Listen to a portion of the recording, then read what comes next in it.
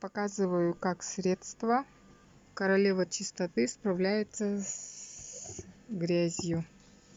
Крышка с защитой от детей, просто так ее не открутишь.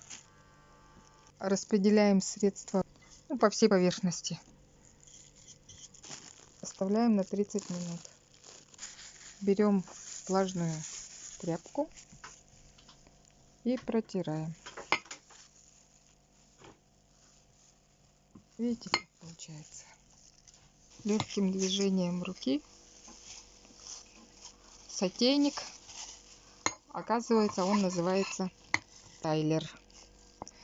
А этот у нас сотейник называется iCook.